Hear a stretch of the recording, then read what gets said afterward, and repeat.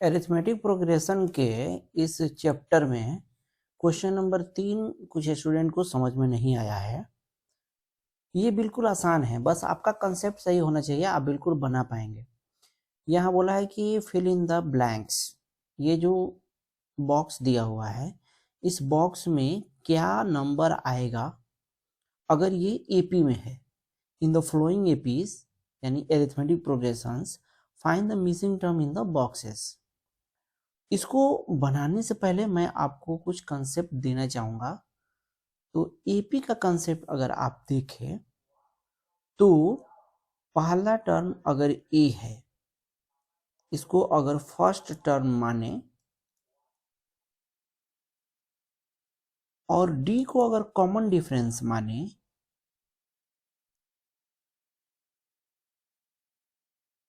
ये डिफरेंस है, ठीक है, कॉमन डिफरेंस माने तो फर्स्ट टर्म अगर A1 माने तो फर्स्ट टर्म हुआ A, सेकेंड टर्म A2 पहले वाले टर्म में कॉमन डिफरेंस ऐड करके प्राप्त होता है। अगर तीसरा टर्म की बात करें A3, तो इस दूसरे वाला टर्म में फिर से कॉमन डिफरेंस ऐड करेंगे, यानी A प्लस डी तो दूसरा वाला टर्म है, इसमें एक और डी ऐड करेंगे, डी ऐड करेंगे तो ये हो जाएगा A प्लस 2D। और अगर चौथे टर्म की बात करें तो A प्लस 2D यहाँ पे है, इसमें D और ऐड करके A प्लस 3D प्राप्त होगा। अगर इसको हम समराइज करके यहाँ लिखें तो फर्स्ट टर्म A है तो second term A plus D, अगले वाला A प्लस 2D, फिर अगला वाला टर्म A प्लस 3D, फिर अगला देखें तो A प्लस 4D, फिर अगला देखें तो A प्लस 5D। इस तरह करते करते आगे बढ़ जाता है। इसको बोलते हैं कि ये एपी में है, अरिथमेटिक प्रोग्रेशन में है। इतना बात आपको समझ में आ गई। अब आगे देखिए, यहां पर पहला टर्म, दूसरा टर्म और तीसरा टर्म, इन तीनों को लेते हैं, ए प्लस डी और ए प्लस 2D। अगर मैं क्या करूं, इसको गायब कर दूं, ठीक है, इसको मैं गायब कर देता हूं, सेकेंड टर्म को हम गायब कर देते हैं, ओके,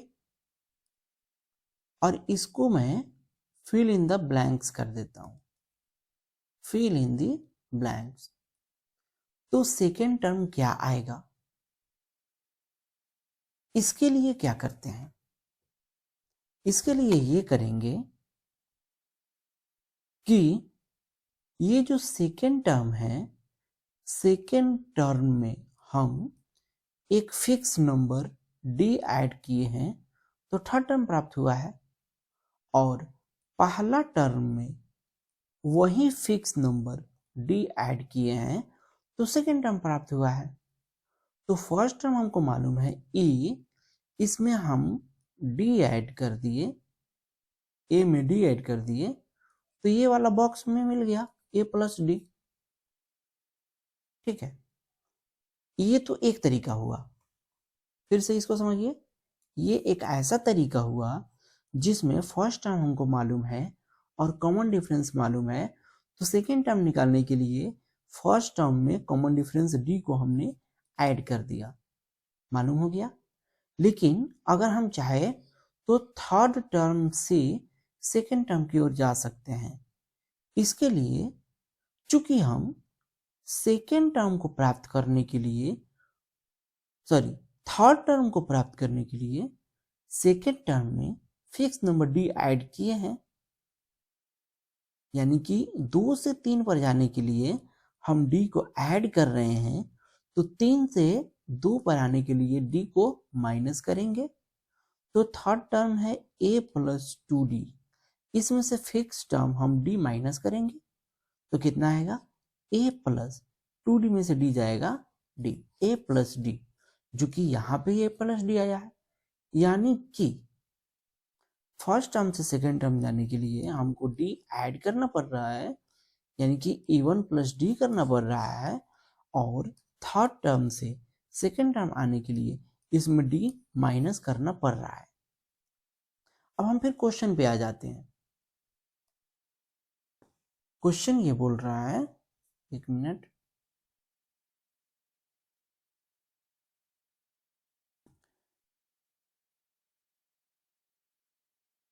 कि फर्स्ट टर्म दिया हुआ है, सेकेंड टर्म नहीं दिया है और थर्ड टर्म दिया हुआ है, लेकिन एक चीज और ये है कि इसमें कॉमन डिफरेंस डी नहीं दिया गया है। इस डी को निकालना है, तो इसी डी को निकालने के लिए बेसिक मैथ का यूज किया जाएगा। वो ये कि मान लेते हैं कि सेकेंड टर्म है a2, तो जब सेकेंड टर्म a2 है तो फर्स्ट टर्म में से सेकेंड टर्म लाने के लिए, फर्स्ट टर्म से सेकेंड टर्म लाने के लिए फर्स्ट टर्म में हम कॉमन डिफरेंस डी ऐड किए तो सेकेंड टर्म a2 आ गया। लेकिन थर्ड टर्म से अगर हम सेकेंड टर्म लाना चाहें तो थर्ड टर्म जो कि 26 है उसमें से कॉमन डिफरेंस डी को माइनस करेंगे तो सेकेंड टर्म आ गया। ये second term a2 2 plus D आया और second term a2 26 minus D आया। ये दोनों आपस में बराबर है, यानी कि 2 plus D is equal to 26 minus D. यहां से डी को अगर एक तरफ करेंगे, ये वाला डी को इधर लाइए तो डी प्लस डी हो जाएगा और इस वाले दो को इधर लाइए तो इधर तो 26 है, ये 2 जाएगा तो यहाँ पे माइनस हो जाएगा, ये डी डी हो जाएगा 2d और 26 में से 2 माइनस करेंगे 24 आएगा। डी की वैल्यू देखेंगे तो 24 एंड डिवाइडेड बाई 2 यानी कि 12 मरतबा कट गया, डी की वैल्यू आई 12। लेकिन डी की वैल्यू नहीं पूछ रहा है, क्वेश्चन में है कि a2 की वैल्यू निकालना है। a2 है 2 प्लस डी, तो a2 की वैल्यू 2 और d जो आया है 12 उसको यहाँ रख दीजिए, 12 2 14 14, यानी a2 की जगह पर 14 हो गया। देखिए कितना आसान है। ठीक है, अब हम सेकेंड नंबर क्वेश्चन देखते हैं। सेकेंड नंबर में फर्स्ट टर्म नहीं मालूम है, तो फर्स्ट टर्म हमने मान लिया a1, सेकेंड है 13, थर्ड टर्म है मान लेते हैं a3 एंड फोर्थ टर्म है 3।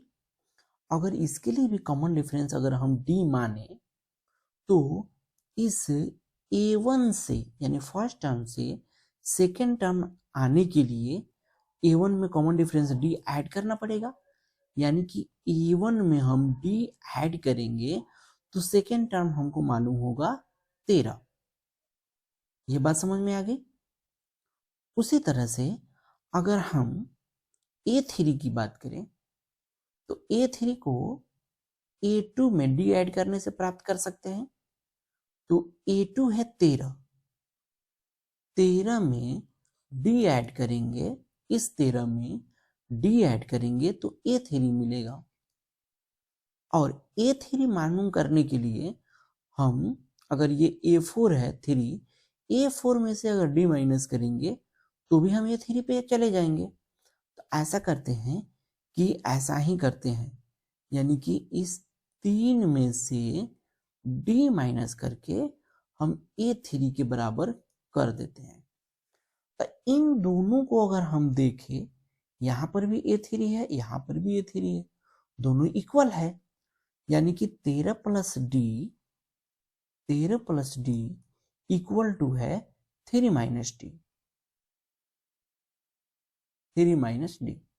फिर यहाँ पे वही करेंगे, डी को यहाँ लाएंगे तो d प्लस डी हो जाएगा और ये 3 है 3 और ये 13 दूसरे साइड जाएगा, ये इधर जाएगा तो माइनस हो जाएगा, तो माइनस में 13, डी ऐड करेंगे तो 2d आएगा और 3 में से 13 माइनस होगा तो माइनस 10 आएगा। यहाँ से d की वैल्यू माइनस 10/2 होगा, जो कि कट के आएगा, ये 5 मरतबा कटेगा तो -5, d की वैल्यू आई -5। तो यहाँ पे a3 की वैल्यू हम निकाल देंगे। a3 की वैल्यू होगी 13 प्लस डी, 13 प्लस डी की वैल्यू है -5, तो 13 में से ये प्लस माइनस करके -5 हटाएंगे तो 13 में से 5 गया 8, यानी A3 की वैल्यू आई 8, यहाँ पे 8 आएगा। ओके, अब A1 निकालनी है मुझे, तो A1 है A1 plus D equal to 13 है, ठीक है। तो A1 प्लस D की वैल्यू है -5, तो A1 प्लस -5 इक्वल टू 13 है, तो 13 लिख दीजिए। इसको सॉल्व अगर आप करेंगे तो A1 इक्वल टू ये -5 है, इधर जाएगा तो प्लस में 5 हो जाएगा, 13 प्लस 5 यानी कि 18, A1 की जगह पे हो जाएगा 18। ठीक है, समझ में आ गई आपको? बिल्कुल ही आसान है। अब ये 3 नंबर क्वेश्चन पे चलेंगे। A1 दिया है 5, A2 हम मान लेंगे A2, A3 भी हम मान लेंगे A3, A4 दिया है 9.1/2, इसको 9 दूना 18 19/2 मान लेंगे। क्या मानेंगे? 19/2। ये है A4।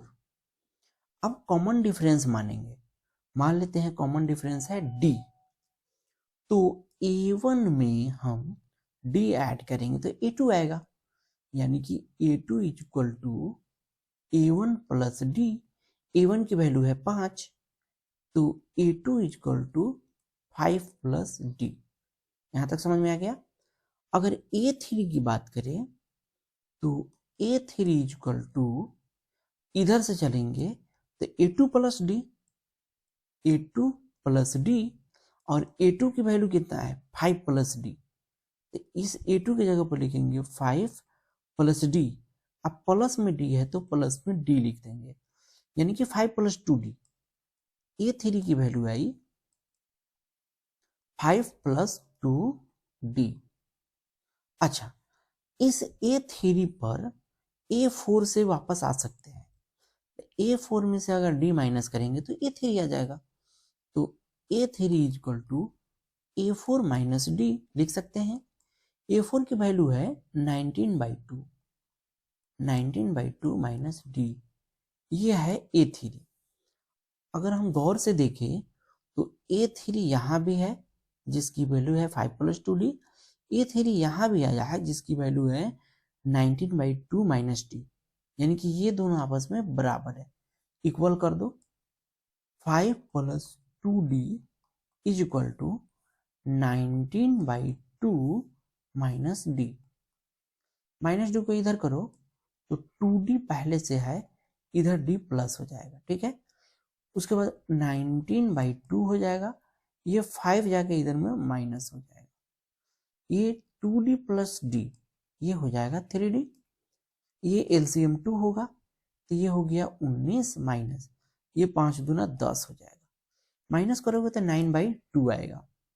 ये मत समझना 9/2 है, तो D की वैल्यू आ जाएगा 9/2, और ये 3 आके यहाँ पे डिवाइड होगा, तो 3 3 9, D इक्वल टू 3/2। अब पूछा है कि A2 A3 क्या है, तो A2 है A1 प्लस D, यानी कि 5 प्लस D।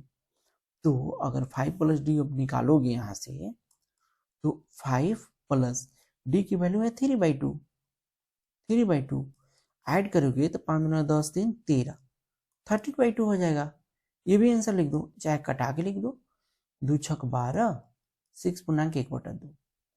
A3 है, A3 की वैल्यू है 5 प्लस 2D, तो 5 प्लस 2, इस D की वैल्यू रखो 3/2, ये 2 से 2 कट गया, 5 प्लस 3 8, ये A3 की वैल्यू आ जाएगी 8, और A2 की वैल्यू आएगी 6.1/2, 6.1/2।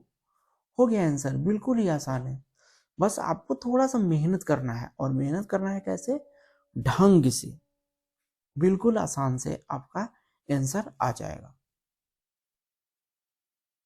अब देखो ये जो 4 नंबर क्वेश्चन है, इसमें A1 दिया है -4, A2 नहीं है, A3 A4 A5 नहीं है, A6 की वैल्यू दिया है D।